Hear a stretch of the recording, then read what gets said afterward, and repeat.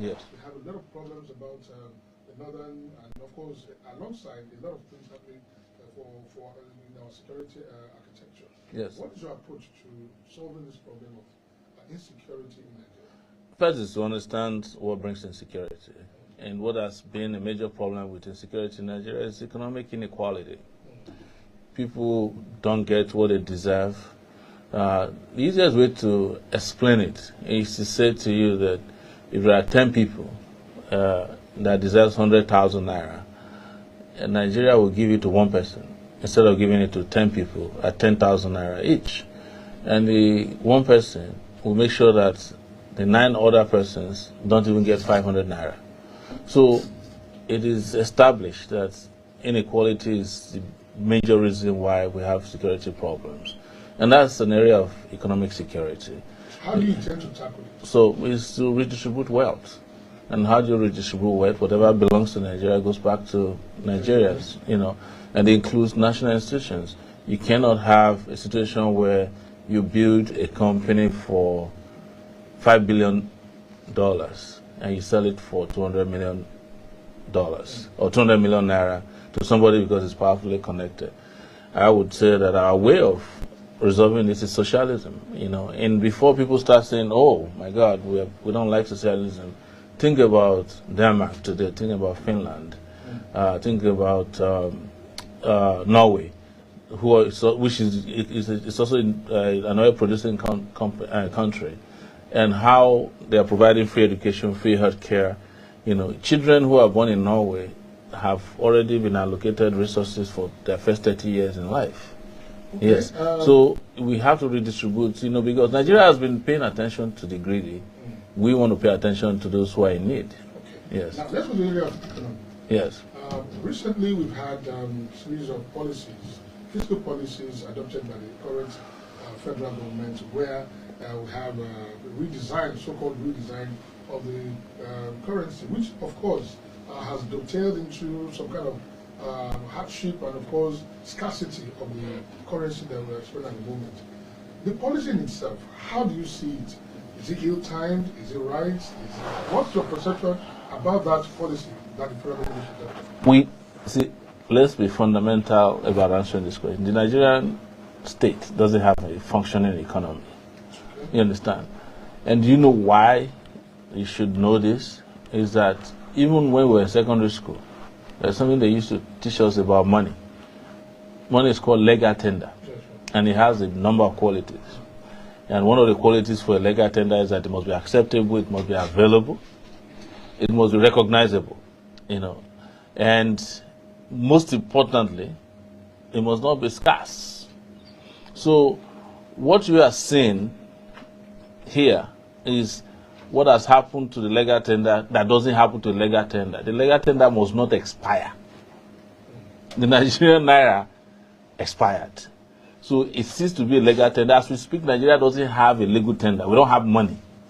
When I mean money is that the money we have now is not a legal tender because it has expired. If you go to the US, you can find $100 that was produced in 1995. In fact, you know that from those who are selling dollars. If you bring a certain old dollar, they say it's cheaper. It's the same quality, it's the same value. So what's your perception? So my perception is that they did it because they've run out of ideas on how to run the economy. Well, number one. Secondly, they did that also to stave off the entire problem with central bank government, who was declared wanted at the time for terrorism or financing terrorism. And I think finally what they wanted to do is that Nigeria is broke. And instead of them to announce that we don't have money left, they just decided to take money away from those who own money. Nigeria is at a point where you own money, you have your money, you have to use your money to buy your money in order to buy what money can buy. This is unprecedented. I don't know if any country that's gone through this before. And I criticized it from the beginning. I said this is nonsense. It's nonsense. This is a bunch of jokers. You don't buy into the policy. And by the way, they didn't redesign the naira. No, it wasn't repainted. They put it through a filter on Instagram. or whatever. Yes. Okay, Omoyele Sowore is an Ondo State citizen, so you'll be able to talk in Yoruba. Yes. Gẹ́gẹ́ bí olùdíje ní ẹ̀ka wo sáà báwo la ṣe lè wo bí a ṣe lè dẹ́kun àìríṣẹ́ láàrin àwọn ọ̀dọ́ láàrin àwọn ìjọ pé bó bá ṣe wà yìí àìríṣẹ́ pẹ̀lú nǹkan tó ń fa kí àwọn àgbẹ̀díjàgan oríṣiríṣi máa ṣẹlẹ̀ ní àwùjọ wa ṣùgbọ́n kẹ́ tó dáhùn ìbéèrè Omoyele Sowore á lọ sórí ojú ọjà náà tá a bá padà dé a wà mú ẹnu ba ètò àìríṣẹ́ ṣe ẹ̀yin wa láti ìkànnì fresh fún mi lójú pẹ̀lú ẹ̀fẹ̀ ẹ̀ ti ń gbọ́ wa Omoyele Sowore tó jẹ́ olùdíje lábẹ́ àsíá African Action Congress ní àlejò wa à ń bọ̀ láìpẹ́.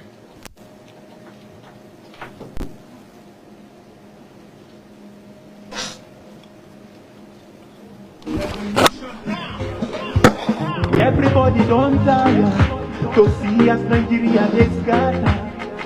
I go naked the matter. This no be song for the brother. If you go ask me your papa, he go say my son those days were better than now. But see we today, my boys no fit afford pure water from Omoyele. Show me the man when sabi. Omoyele, show them the way. Omoyele, show me the man when sabi. Omoyele, show them the way. He dey pain me, oh, say the youths were supposed to get sense, no get sense. Now waiting be the essence. Vote for your conscience, no they wait till they give you stipends. Since after independence, we still they vote for people when they fly fence. Brother, I go naked the matter. No time to go studio. We go there and see all.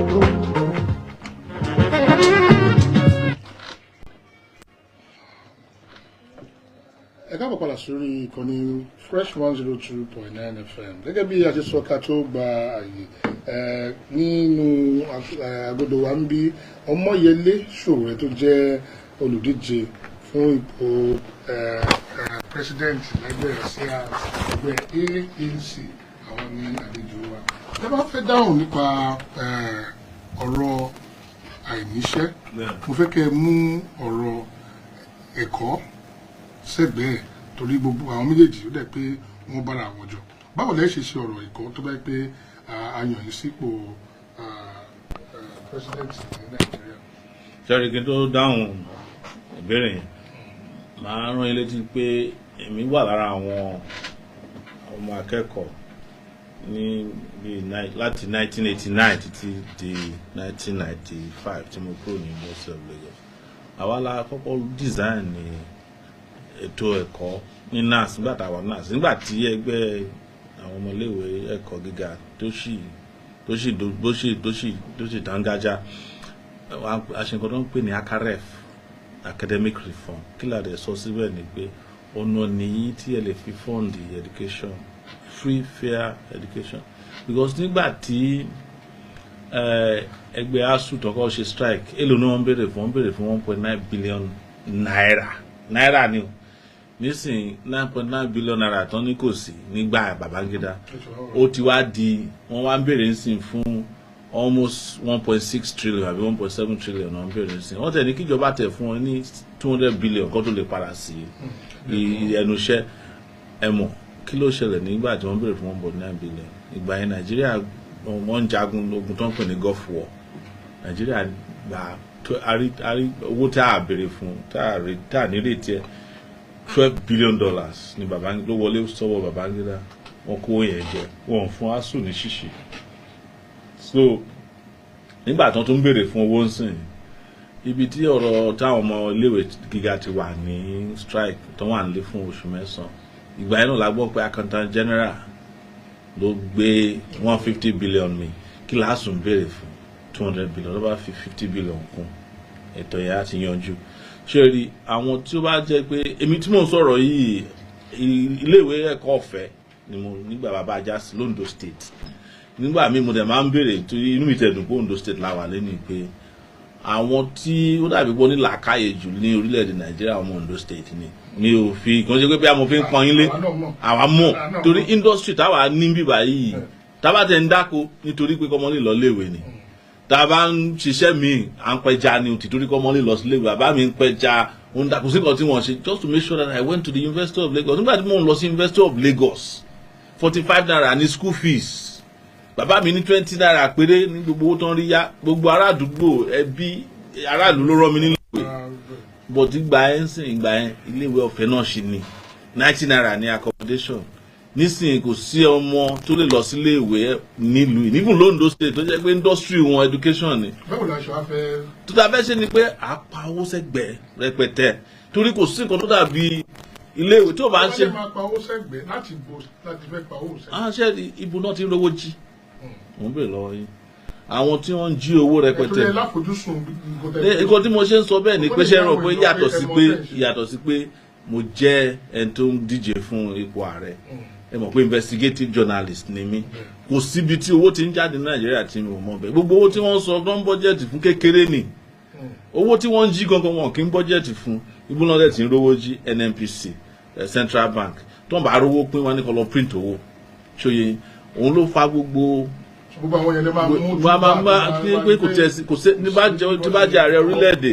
ìgbà yẹn gan-an ló máa mọ̀ pé ọmọ Ondo State wà ní presidency Nàìjíríà stubbornness tó ń sọ pé wà l'Ondo State yẹn a máa gbé wá so rock ṣe yẹn kò ṣe stubbornness lórí òpè o àmọ́ pé ara ẹ̀tọ́ Ondo máa jà fún ẹ ṣe yẹn. ẹ ká lọ sí apá ìtọ́jú ara ẹni gẹ́gẹ́ bí ẹ̀sìn mọ̀ṣẹ́ wọn pé ó wọ́n ní àsìkò yìí ká tó rí pé àwọn èèyàn ní ètò ìwòsàn tó dájú kí lẹ ní ìkápá ẹjọ́ pé ẹ ṣe. àwa bó ṣe sọ lẹ́kọ̀ọ́ àdá ìwòsàn ọ̀fẹ́ ilé ọ̀fẹ́ ẹ mọ̀ ọ̀nà ìwòsàn ọ̀fẹ́ 200 million people wà Nàìjíríà tí ẹ bá ní kàn ra health card 500 naira lásán ẹ calculate iye tẹ́ máa gbà ń bẹ̀ 200 million times just 500 naira ìyẹn lásán ó ti tó equip gbogbo àwọn general hospitals tá a níwọ̀n yìí ó ti tó kó àwọn doctor tó ti sá lọ tó jẹ́ pé àwọn èèyàn á máa gba ìwòsàn níbikíbi tí wọ́n bá wà kàn ṣe gbogbo àìsàn ló máa ń di wàhálà tíyàn bá ṣe ní tó bá níwòsàn on time àbí kàn ṣe kété ní right diagnosis yàtọ̀ sí yẹn àwa tún máa lo technology pé àwọn kan wà tó ti kúrò ń lu yìí doctors wọ́n fẹ́ padà wá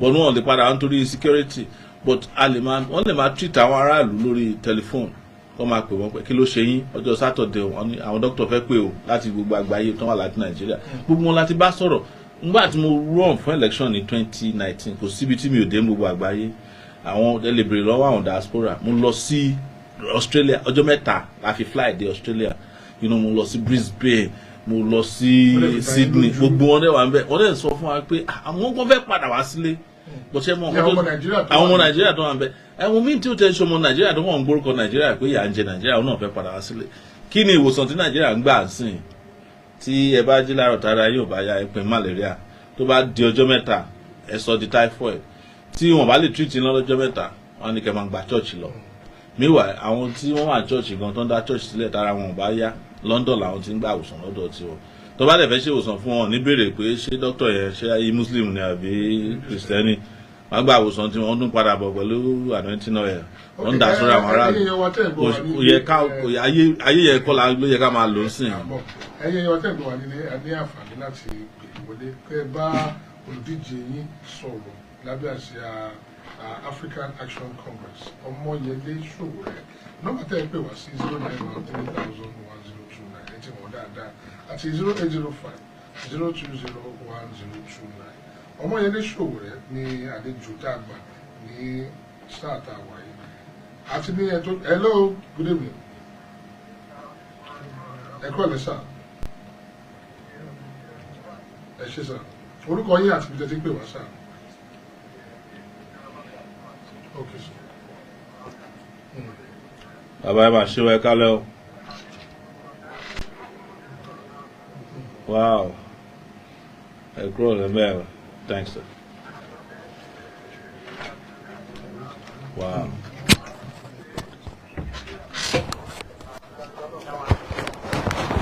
irú ẹni tó bá ní irú tí àwọn ń sọ yìí lọ́kàn láti lè ṣe irú wọn ò kì í ráyè débẹ̀.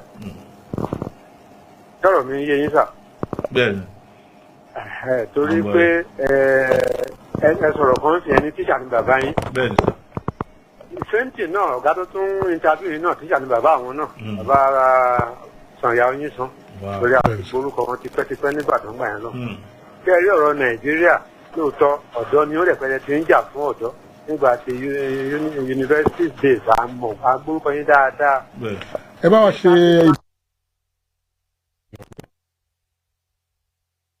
àtúnṣe bẹ́ẹ̀ ṣe ń tiraka sí i tí ò bá bọ́ sí ní èyí tá à ń balẹ̀ ẹ̀kọ́ náà jẹ́ bọ́ sí kẹ́tọ́ kò lójú ayé yẹn ṣe ẹ̀kú ètò. ẹ ṣe gan ni sà. 0913001 àlejò wa sọ̀rọ̀. hello. yes sir ẹ kọ́ lẹ́wọ̀. ṣòro ní bàbá àgbàlagbà náà ní ìpàlẹ́ yìí o. Àmì ẹ ṣé o. ó tún ìjáde ọba àwọn kọ́là ló sọ̀rọ̀ látàkúrẹ́. Ẹ máa kúrò lẹ́nu ẹ̀. ẹ̀rọ àtẹ̀gbọ́n mi kò ní bàjẹ́ fún yín mo ní fi wo. ṣé rí nọ́mbà 1 mo fẹ́ béèrè kan nínú ẹgbẹ́ yìí. àwọn kan bá yín fa wàhálà kan wọ́n ní ẹwà gẹ́gẹ́ bí candidate ẹ tún jẹ́ bí chairman party. mo fẹ́ béèrè pé kí ló dé tí èfi rí bẹ́ẹ̀. ẹlẹ́kejì gbogbo ọmọ Yorùbá àtọmọ Nàìjíríà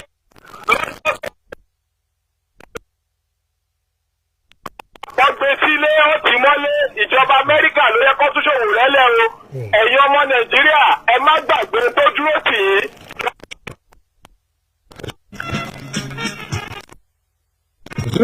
09130.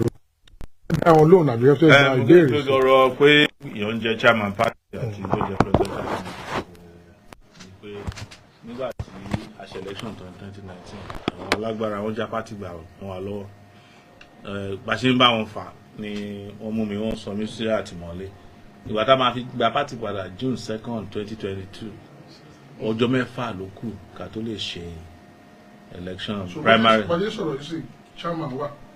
no a ní láti padà lọ sí INEC tá a bá ti ṣe election tán láti lọ ṣe general convention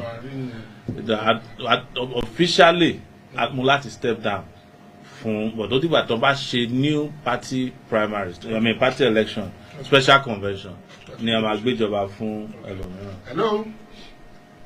hello okay 0913001 ní ojú òpó tí ẹ máa gbèsè. hello ẹ kọ́lẹ̀. yes sir good afternoon. ọ̀yà ìbéèrè yín pápápá.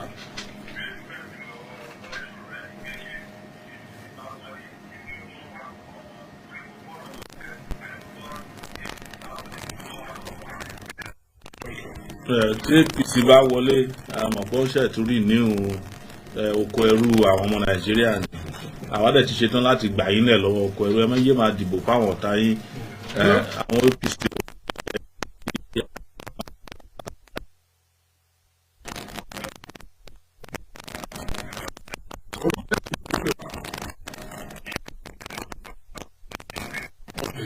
ìbéèrè yín ní kọ́tà kan.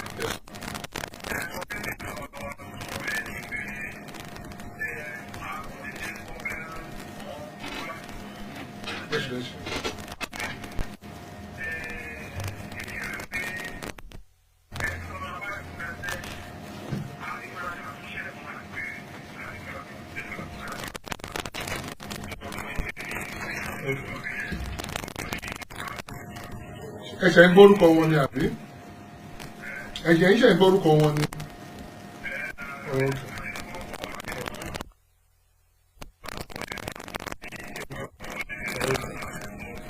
wọ́n á dà yín lò.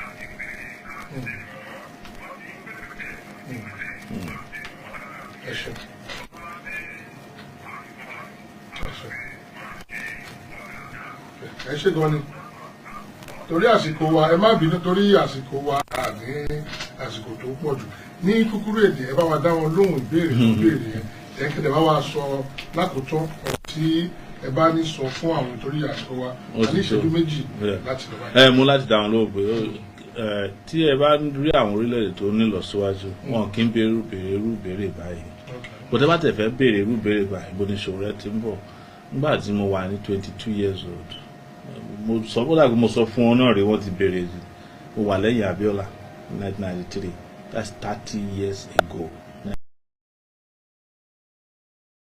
nígbà míì tó bá yẹ ká ṣe nǹkan tó yẹ ká ṣe tá a bá ṣe lórí pé excuse pé ọ̀kan build the CV àwọn tó build the CV ẹ wo nǹkan tó ṣe sí orílẹ̀-èdè yìí ṣebí France ló wà ń bẹ̀ Macron wà ń bẹ̀ bẹ́ẹ̀ ni ẹni tó ń bá Russia jà lọ́wọ́ sí Zelensky kò tó mi lọ́jọ́ orí bẹ́ẹ̀ ni aláwàdà ni comedian tó yẹ Mandela wà látẹ̀wọ̀n kó wá take over South Africa ni káyé màmá fúnra wa ní excuse ṣebí kí bílù ṣe da là ń fẹ́ kí lẹ ti torí ẹ̀ kí lè yẹyin bàbá wa ṣe rán wa nílé ìwé kí náà ṣe pè wá ní ìlú onílàákàyè l'Ondo State tá a bá lè produce president fún Nàìjíríà látọ̀dọ̀ wa. All right, we'll be talking with the presidential candidate of African Action Congress. If we leave Omoyele Sowore, we'll talk and talk and talk and talk. No, somebody was asking about, okay, that's fine. We don't have time. Okay, it's a pleasure having you in our studios. Yeah. And I know that we can't all flog it in one full sweep, but we know that your aspiration is still, of course, ongoing. And we pray that everything you wish for yourself and more to be achieved. One way or the other, everybody is just looking for the betterment of the Absolutely. And by God's grace, we are going to yes, please don't drag us back. Yes, we thank you so much.